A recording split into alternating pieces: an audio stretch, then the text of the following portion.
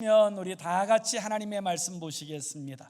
하나님 말씀은 사도행전 15장 36절에서 41절까지의 말씀입니다.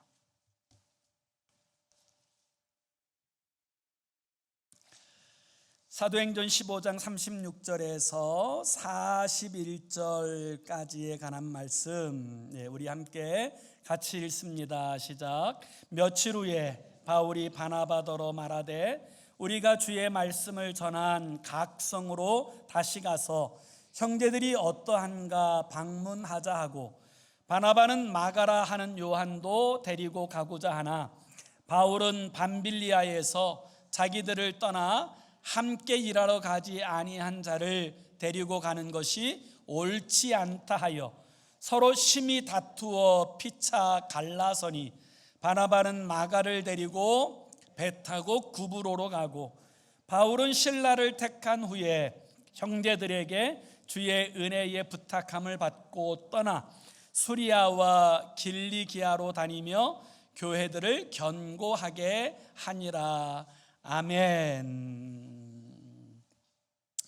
이런 이야기가 있습니다. 어느 결혼한 신랑 신부가 있는데, 어느 날 그 새댁이 자기가 태어나고 자라던 동네에서 해왔던 대로 국수를 끓여서 설탕물에 말아서 밥상을 차려서 가지고 갔답니다. 그랬더니 그 신랑이 국수에 국물을 한 입 떠먹고 나서는 황당하고 너무 어이가 없다는 듯이, 아니 세상에 당신 집안은 설탕 못 먹고 죽은 귀신이 있나, 무슨 어떻게 국수를 설탕물에 말아 올 수 있느냐고 난리를 치더랍니다. 그러면서 하는 이야기가, 자기는 다시다 국물에만 국수를 말아 먹지 다른 데는 절대로 먹어본 적이 없다. 그렇게 이야기를 하니까, 또 뭐 요즘 세대기 칩니까? 나는 세상에 태어나서 다시다 물에다가 국수 먹는다는 소리를 한 번도 들은 적이 없다고, 둘이서 뭐 국수 때문에 밤새도록 대판 싸웠답니다. 그리고 다음날, 그러면 진짜 누가 맞는지 한번 물어보자. 그리고는 마을 이장님을 찾아가서 그 이야기를 다 털어놓았답니다. 그러더니 이장님이 그 얘기를 듣더니 그러더래요.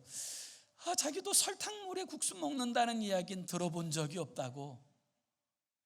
그러니까 남편이 이제 더 길길이 날뜁니다. 그러자 또 이 이장님이 한마디 더 해요. 나는 다시다 물에 국수를 먹는 사람 이야기도 들어본 적이 없다고. 그러자 이제 아내도 뭐 벌쩍벌쩍 뛰고 난리가 났죠. 그러다 보니까 궁금한 거예요.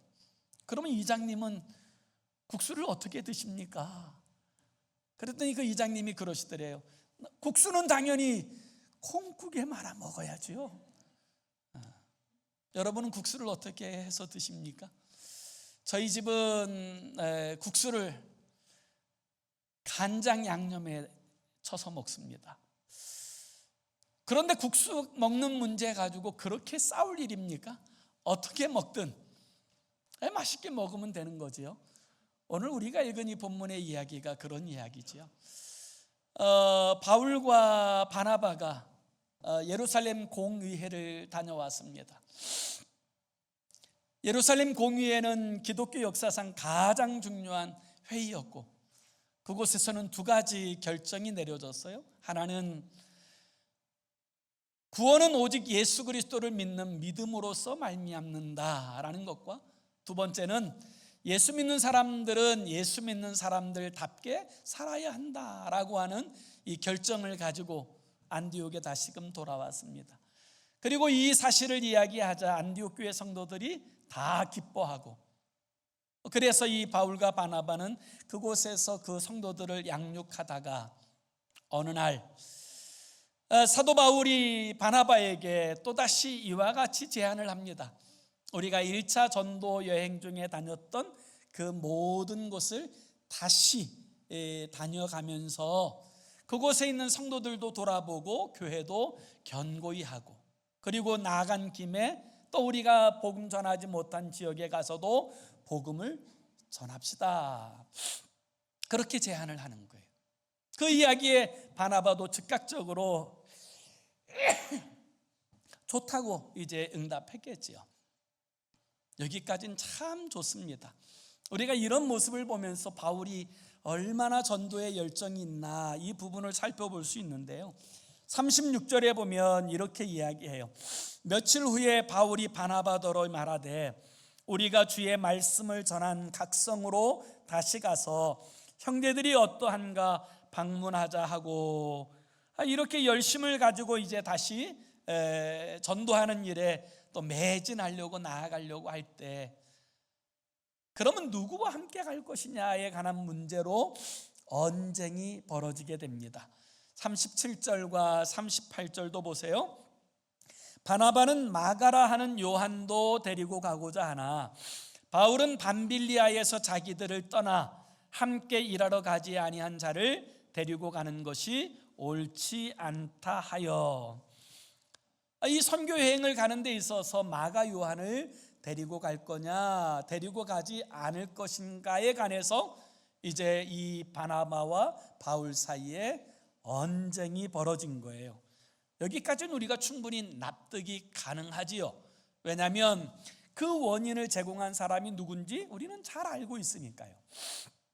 그런데 그 다음에 충격적인 표현이 등장하지 않습니까? 39절에 보면 서로 심히 다투어 피차 갈라서니, 이런 표현이 등장하는 거예요. 아니, 누구와 함께 가는 문제 때문에 이게 그렇게까지 싸울 일인가? 그리고 심지어 이것 때문에 갈라질 일인가? 여러분 생각하게 되지 않습니까?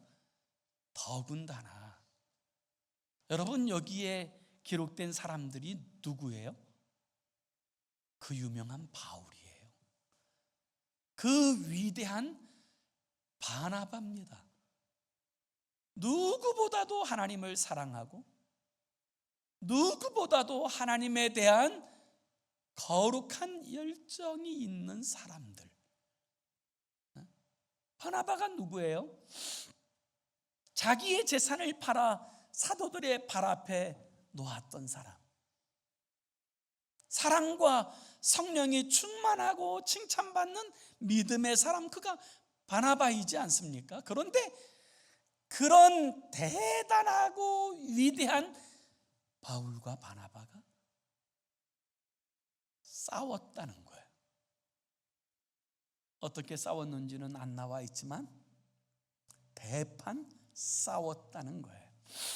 그리고 거기서 끝난 게 아니라 그것 때문에 서로 갈라서서 바나바는 바울을 데리고 구브로로 떠나고 바울은 실라를 데리고 길리기아로 떠나고, 이렇게 헤어지는 일이 발생하게 되어졌다는 거예요. 우리는 이 사건들을 묵상하면서 이 심한 저는 충격을 받습니다. 동시에 의인은 없나니 하나도 없다라는 사실이 실감나는 거지요. 여러분, 분명한 것은 다툼은 결코 복된 일이 아닙니다. 그리고 분열은 결코 하나님의 뜻이 아닙니다. 우린 이 사실을 분명히 할 필요가 있어요. 그렇다면 왜 그들은 이처럼 다투고 심지어 갈라서게 되었을까요? 그 이유는 바로 마가 요한 때문이에요. 안디옥 교회에서 파송을 받아서 제1차 전도 여행을 떠나게 될 때 이 바울과 바나바는 마가 요한이라는 청년도 함께 데리고 갑니다. 그래서 이 마가 요한과 함께 더불어서 제1차 전도 여행을 출발하여 구브로에서도 사역을 잘하고 심지어 터키의 밤빌리아에 이르기까지는 이 사도 요한, 그 마가 요한도 잘 따라왔어요. 그러다가 밤빌리아에서 그 몸에 병이 걸리는, 이제 몸이 아픈 일이 발생하고, 그리고 생각보다 심한 고난과 핍박이 오게 되자 부잣집 도련님이었던 마가 요한은 견딜 수 없었던 거예요. 그래서 그곳에서 떠나 이 마가 요한은 예루살렘으로 돌아가 버리고 말았어요. 마가는 우리가 잘 아는 것처럼 마가 요한의 다락방의 주인집 아들이에요. 부잣집 아들이에요. 그리고 나서 좀 시간이 흐른 후에 예루살렘 공의회가 열리게 되었을 때 바울과 바나바가 자신들이 행하였던 제1차 전도 여행 중에 있었던 하나님의 역사와 그 하나님께서 보여주신 놀라운 은혜와 기적에 관한 이방인들이 주께로 돌아온 이 간증을 이야기하게 되었을 때 아마 마가는 그 이야기를 들으면서 한없이 스스로를 부끄럽게 여겼을 것입니다. 그럴 뿐만 아니라 다시 기회가 있다면 나도 다시 한번 도전해보고 싶다, 한번 참여해보고 싶다, 끝까지 해보고 싶다, 이런 마음의 결심을 하였던 것 같아요. 그러다가 다시 제2차 전도팀이 꾸려진다는 이야기가 들려오자 이 마가 요한은 즉각적으로 자원하여서 자신도 이 여행에, 이 전도팀에 들어가서 함께 사역하고 싶어서 자원합니다. 그래서 바나바는 이 전도팀에 우리 마가 요한도 함께 데리고 갑시다, 그렇게 이야기하는 것이고, 바울은 죽어도 안 된다는 거예요. 절대 안 된다는 거예요. 제가 이 바울과 바나바가 어떻게 싸웠을까? 성경에는 절대로 드러나지 않지만 제가 생각하고 추측하건대 이렇게 싸웠을 것 같아요. 한번 들어봐 보세요. 바울이 이렇게 말했을 거예요. 지난번 마가가 선교행 중간에 떠나서 우리가 얼마나 힘들었습니까? 이게 사역이 팀워크가 잘 맞아야 그래도 잘 감당하고 이겨낼 수 있는데 그 때문에 우리가 얼마나 더 많은 고생을 했습니까? 마가는 절대로 안 됩니다, 그렇게 이야기했을 거예요. 그때 바나바는 이렇게 얘기하지 않았을까요? 마가가 지난번 일에 대해서 많이 후회하고 있습니다. 이번에는 절대로 그럴 일이 없을 것이라고 말했습니다. 다시 한 번만 기회를 줍시다. 힘들지만 또 다시 그가 일어설 수 있도록 그렇게 한 번만 기회를 줍시다. 바울이 뭐라고 대답했을까요? 마가는 절대로 안 됩니다. 하나 보면 열을 안다고. 한 번 힘들어서 나가 떨어진 사람이 이번 여행에서 또 힘들면 그렇지 않으라는 법이 어디 있고, 이번 여행은 그 전보다 훨씬 더 힘든 상황을 맞닥뜨릴 텐데 어떻게 그가 견디겠습니까? 마가는, 다른 사람은 몰라도 마가는 절대로 안 됩니다, 그렇게 했을 거예요. 바나바는 그때는 그 아이가 철이 없어서 그랬지만 지금은 그래도 많이 영적으로 성숙하고 의젓해졌습니다. 우리가 한 번만, 다시 한 번만 기회를 줍시다, 그렇게 이야기하자 바울은 버럭 화를 내며 이와 같이 말했을 것 같아요. 바나바, 당신의 조카라고 그 마가 편만 드는 거요? 이게 인간의 사사로운 일로서 감당해야 될 문제입니까? 하나님의 사역이에요. 하나님의 일에 있어서 거침돌이 되거나 부담이 되어져서는 절대로 안 될 것입니다. 정신 차리세요. 그리고는 대판 싸우고 둘이 헤어졌을 것 같아요. 그런데 여러분 한번 가만히 생각해 보세요. 여러분은 누구 말이 맞다고 생각하십니까? 저는 바울 말이 맞다고 생각을 해요. 바울은 사명감이 충만한 사람이에요. 이 바울의 가슴에는 이 복음을 전 세계에 선포해야 되겠다고 하는 이 거룩한 열망의 불이 붙어 있는 사람이에요. 그래서 이번 여행을 통하여서도 그 전에 갔던 그 자리, 핍박받았던 그 자리에 가서 그곳에 세워진 교회를 견고히 세우고 성도들 한 사람 한 사람의 믿음을 세우는 일들도 굉장히 힘겹고 벅찬데 그리고 또 다른 전도지들을 개척하고 사역해야 될 뿐만 아니라 종국에는 로마에까지 가서 복음도 전해야 되고, 그리고 주님께서 땅 끝까지 복음을 전하라고 했으니 그 당시에 땅 끝은 스페인이었어요. 그 사람들이 알고 있는 전 세계의 땅 끝은 스페인이었어요. 이 스페인까지 가서 복음을 전하려면 1분 1초가 아깝고 그 조그만 손 거드는 것이 너무너무 중요한데, 이 마가같이 연약하고 혹시 걸림돌이 되어진다면 이건 절대로 주의 사역에 도움이 안 될 것이다. 그런 견고한 태도를 가진, 저는 이 바울의 태도가 맞다고 생각합니다. 그리고 동시에 저는 바나바도 맞다고 생각합니다. 사람이 넘어질 수 있지만 영원히 넘어지겠습니까? 어렸을 때는 넘어졌다가도 일어서고 넘어졌다 일어서면서 성숙을 향해서 나아가는 것 아니겠어요? 결국 그래야 믿음의 사람으로 견고히 서게 되어지는 역사가 있게 되어지는 거지요. 바나바는 하나님의 사람을 세우는 일이 하나님의 일이라고 여기는 사람이에요. 진짜 하나님의 사람 한 사람을 세워내는 것, 그게 곧 하나님의 일이라고 여기는 사람이 바로 바나바예요.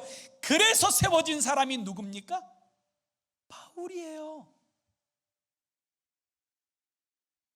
예루살렘 교회를 핍박하고 잔해하고 무너지게 하였던 이 바울이 회개하고 돌아섰다고 이야기하였을 때 아무도 믿어주지 않았어요.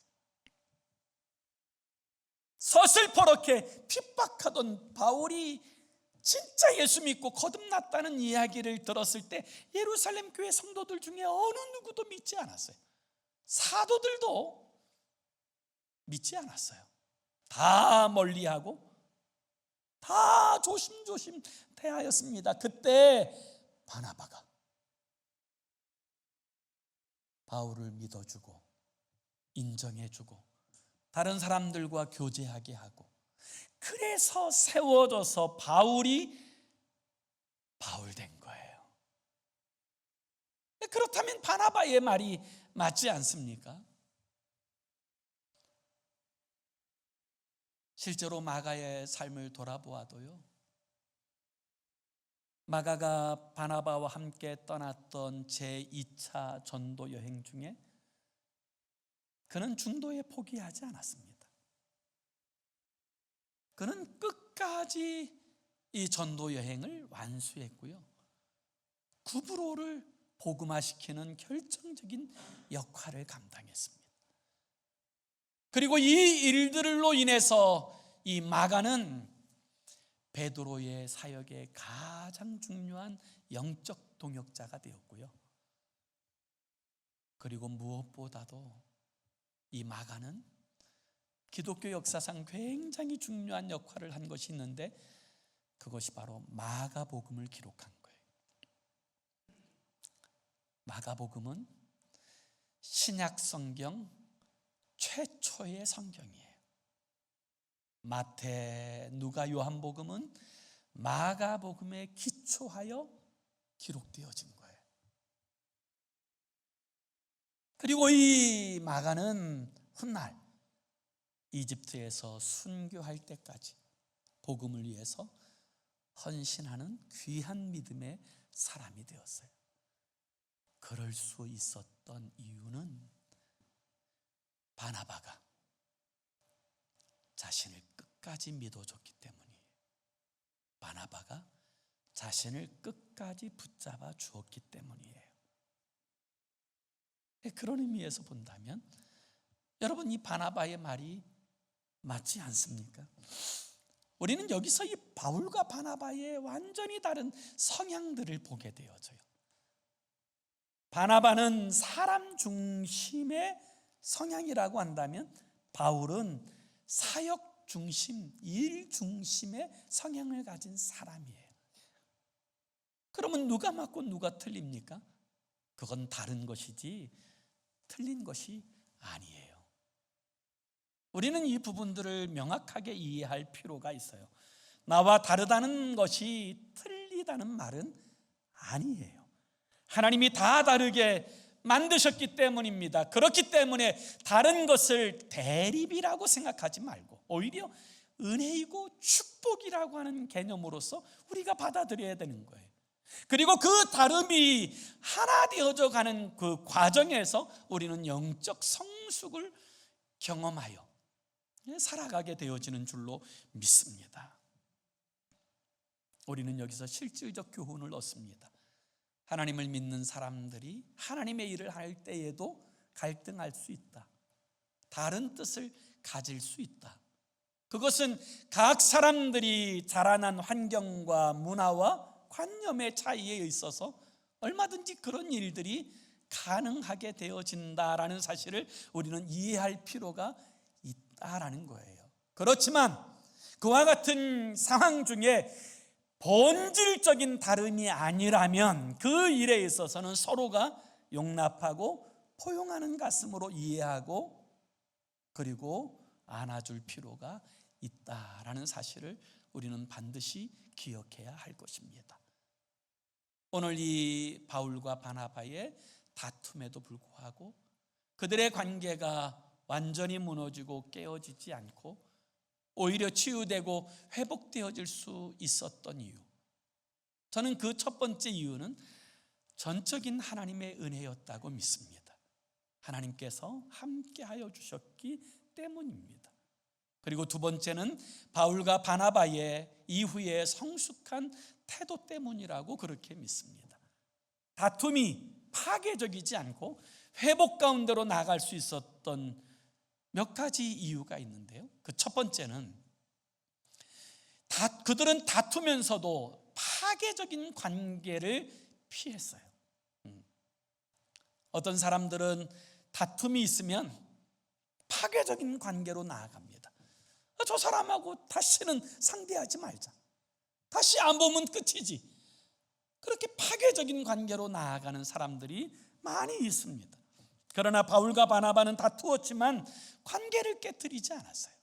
오히려 바울은 그의 서신서에서 바나바를 자신의 가장 중요한 동역자요 그리고 사랑하고 존경하는 자로 그렇게 이야기하고 바나바도 바울에 대해서 존중하고 사랑하였어요. 그것이 중요한 태도입니다. 의견 대립이 있고 갈등이 있을 수 있지만 그 갈등이 파괴적 관계로 나아가지 않도록 그들은 참으로 조심하였고 그 관계를 바르게 세워냈다라는 거예요. 그리고 비록 다투었지만 서로가 서로를 여전히 하나님이 쓰시는 귀한 믿음의 사람들로 인정하고 그리고 하나님 나라의 일을 위해서 동역하는 동역자로 생각했다는 거예요. 그래서 오늘 우리는 이 바울과 바나바의 이 사건을 통하여서 어떤 관계 속에서도 파괴적 관계로 나아가지 않고 오히려 일치를 이룰 수 있는 방법들을 도모했던 이 바울과 바나바의 모습을 본받을 필요가 있어요. 두 번째는 다투었지만 사명을 떠나지 않았다는 거예요. 이것이 참 중요합니다. 다투었다고 해서 복음 전하는 일, 또 선교의 사역을 감당하는 일을 멈추지 않았어요. 어떤 사람은 싸우면 복음이고 교회고 나발이고 다 필요 없다. 그리고 떠나는 사람들이 있어요. 그러나 바울과 바나바는 다투었지만 하나님께서 허락하신 각자의 자리에서 그 선교의 사역들을 온전히 성취하는 일에 마음을 쏟았고 바울도 2차 전도 여행에서 성공적인 결실을 맺었고 바나바도 2차 전도 여행에서 그런 아름다운 결실을 거둘 수가 있게 되었던 거예요. 그래서 여러분 우리는 이 사실에서 아무리 화가 나더라도 우리의 신앙까지 희생시키는 어리석은 인생이 되어서는 안 된다라는 아주 중요한 영적 교훈을 받을 필요가 있어요. 종교개혁가인 마틴 루터가 독일에서 종교개혁의 일들을 시작하게 되었을 때 그의 가장 든든한 후원군은 스위스에서 사역하던 쯔빙글이었어요. 그들은 부패한 로만 캐톨릭을 위하여 목숨을 걸고 동역하며 싸웠습니다. 그런데 정작 그 둘이 만나면 정말 사이좋게 지내는 것이 아니라 만나기만 하면 싸웠답니다. 그 이유는 성찬식에 관한 견해 차이 때문이었다 그래요. 한 사람은 성찬식에 사용하는 떡과 포도주가 예수 그리스도의 몸과 피를 상징하는 것이라고 보았고, 한 사람은 성찬식에 사용되는 떡과 포도주가 성찬식을 하는 순간 예수님의 살과 예수님의 피로 변한다고 하는 화채설을 주장했어요. 그래서 이 문제 가지고 만나기만 하면 싸웠다고 합니다. 그럼에도 불구하고 그들은 개혁을 위한 거룩한 동역을 끝까지 유지하였고 끝까지 협력하여 사역함으로 종교개혁을 이루어낼 수 있었던 거예요. 이런 태도와 자세를 바르게 가질 필요가 있고요. 세 번째는 다투었지만 결국 화해와 회복을 추구했다는 거예요. 이것이 참 중요합니다. 바울은 바나바를 자신의 가장 중요한 동역자로 인정하였을 뿐만 아니라 화해하였고, 그럴 뿐만 아니라 갈등의 원인이 되었던 마가에 대해서도 이 바울은 참으로 귀하게 여기며 자신의 중요한 동역자로 인정하게 됩니다. 이 사건이 있고 난 후에 10년쯤 지났을 때 쓰여진 성경이 골로새서예요. 이 골로새서 4장 10절에 보면 이와 같이 말합니다. 나와 함께 갇힌 아리스다고와 바나바의 생질 마가와 이 마가에 대하여 너희가 명을 받았음에 그가 이르거든 영접하라. 골로새 교인들에게 마가가 가면 잘 대접하라고 특별 부탁을 하는 이 바울의 모습을 볼 수가 있어요. 이미 마가를 자신의 가장 중요한 동역자로 인정하고 받아들이는 이 바울의 모습을 볼 수가 있고요. 더군다나 사도 바울이 이제 자신이 죽을 날이 다 왔다라는 사실을 절감하게 될 때 그가 쓴 마지막 서신이 바로 디모데 후서예요. 디모데 후서의 마지막 부분인 4장에 보면 이 바울은 이 디모데에게 특별한 부탁을 합니다. 내가 올 때에 마가를 데리고 오라. 그가 나의 일에 유익하니라. 바울이 죽기 전에 가장 보고 싶었던 사람, 그가 마가였어요. 자신의 일에 정말 귀중하였던 사람, 그가 마가였던 것입니다. 그래서 결국 화해하고 그들은 관계가 회복되어졌다라는 사실을 볼 수가 있게 되어지는 거지요. 사랑하는 성도 여러분, 다툼이라고 하는 것은 결코 좋은 일이 아니에요. 분열도 마찬가지지요. 그것은 결코 하나님이 기뻐하시는 일이 아니에요. 그럼에도 불구하고 온전히 성화되지 못한 우리들에게 있어서 이 다툼은 어쩌면 일상적인 것이 되어질 수도 있습니다. 그때 그 다음에 우리가 어떤 태도를 가지고 이 다툼을 대하느냐, 이것이 정말 중요한데요. 본질이 아닌 것에 있어서는 화해를 도모하고 그리고 화평하는 일에 마음을 쏟아야 합니다. 그와 같이 힘쓰게 될 때 하나님은 이것마저도 합력하여 선을 이루도록 역사하시는 하나님이신 줄로 믿습니다. 최용덕 집사님이라는 분이 계세요. 복음성가 작곡하시는 분이신데 이 최용덕 집사님이 고향에서 신앙생활을 하였을 때에 있었던 일이에요. 이 집사님이 그 고향에서 이제 자기 친구 집사님이 계셨는데 이 친구 집사님과 어느 날 아주 사소한 일로 말다툼을 하게 되었답니다. 그리고 나서 말다툼을 하고 난 후에 조금 서먹서먹 하더니 나중엔 관계가 멀어져 버렸어요. 이 최영덕 집사님 입장에서는 막 마음이 서운한 게 굉장히 많더랍니다. 내가 이 교회에 와도 먼저 왔고 내가 자기를 전도했는데 나한테 그럴 수가 있나? 내가 공부도 더 잘하고 배움도 더 많고 잘생기기도 더 잘생겼는데 나한테 그럴 수 있나? 막 온갖 서운한 생각이 막 계속 들더래요. 그리고 그 집사님도 그냥 자신을 대하는 게 마음이 다쳐서 그런지 괜히 서먹서먹하고 피하고 이러는 모습을 보면서 마음이 많이 상했는데 몇 개월이 지나고 나니까 그래도 내가 예수 믿은 지가 더 오래된 사람이고 그런데 내가 먼저 화해하자 그래야지, 내가 먼저 용서해 달라고 그래야지, 내가 먼저 손 내밀어야지, 이런 마음에 막 양심의 가책이 막 오더래요.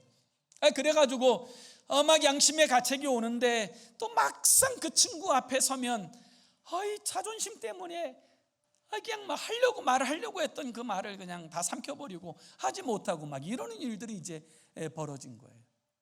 그러던 어느 날 그 친구가 먼저 자신에게 찾아와서 용서해 달라고 그렇게 이야기하더랍니다.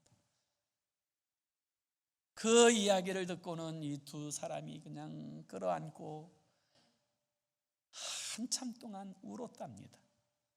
그리고 화해하고 회복할 수 있었지요. 그리고 나서 한 달도 채 지나지 않았을 때 그 사랑하는 친구가 불의의 사고인 교통사고로 세상을 먼저 떠나게 되었어요.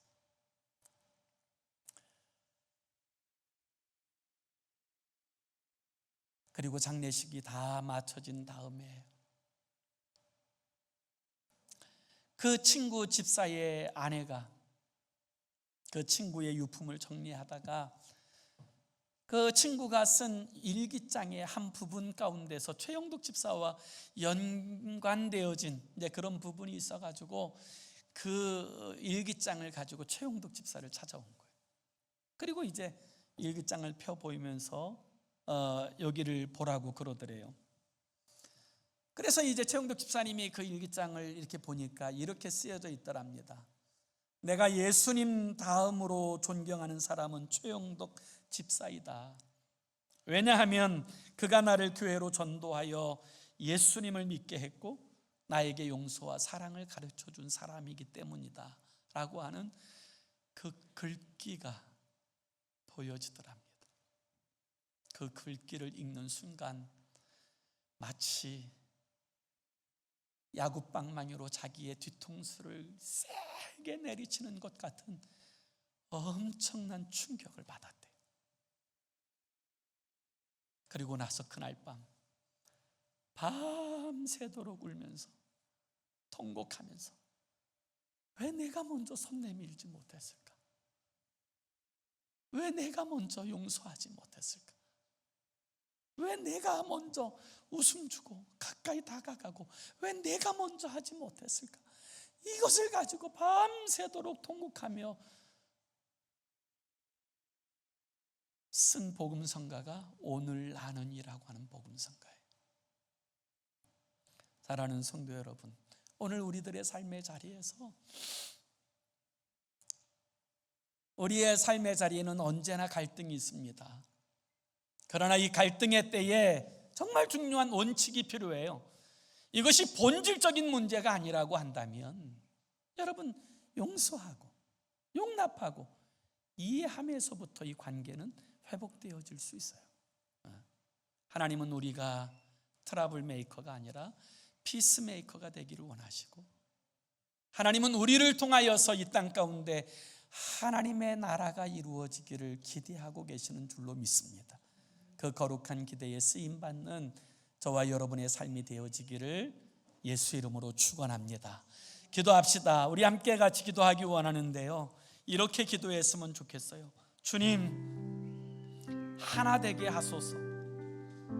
구원받은 자로서 우리의 오이코스들에게 먼저 손을 내밀고 먼저 용서하고, 그리고 주께서 연결해 주신 저들을 주님께로 이끄는 하나님의 복의 통로로서 쓰임받는 우리가 되게 해달라고, 하나님 트러블 메이커가 아니라 피스 메이커로서 화목케 하는 자가 복이 있나니 저가 하나님의 아들이라 일컬음을 받을 것이라 하였사오니, 하나님 아버지, 우리를 통하여 이 땅에 하나님의 나라가 이루어지게 해달라고 우리 함께 합심으로 기도하겠습니다. 좋으신 하나님 아버지, 주께서 이 땅에 세우신 그 거룩하고 선한 뜻을 이루게 하여 주시고, 하나님 아버지, 우리로 하여금 주의 뜻을 이루어가는 복의 통로로서 바르고 견고히 서도록 우리 하나님 다스려 주시옵소서. 아버지 하나님, 이 약한 세대 중에도 아버지 하나님, 우리로 하여금 하나 되게 하소서. 구원받은 자로서 우리의 오이코스들에게 먼저 손을 내밀고, 아버지 먼저 사랑하고 먼저 용서하고 먼저 다가가 저들을 주님께로 이끌게 하여 주시고, 아버지, 우리를 통하여 이 땅에 세우시고자 하시는 하나님의 나라를 세워내는 복의 통로 되도록 다스려 주셔서 우리 하나님의 선하신 뜻을 이루어가는 주의 사람 되게 하여 주시옵소서. 하나님, 인도하여 주시옵소서. 하나님 아버지, 화평케 하는 자는 복이 있나니 저가 하나님의 아들이라 일컬음을 받을 것임이라 하였습니다. 하나님 아버지, 우리로 하여금 화평케 하는 자가 되게 하시고 세상을 하나님과 화목케 하는 축복의 사람이 되게 하여 주시옵소서. 우리로 하여금 먼저 우리의 사랑하는 오이코스에게 다가가고 손 내밀고 용서하며 저들을 주님께로 이끌어가는 하나님의 복의 통로 되게 하여 주시옵소서. 예수 그리스도의 이름으로 기도하옵나이다. 아멘.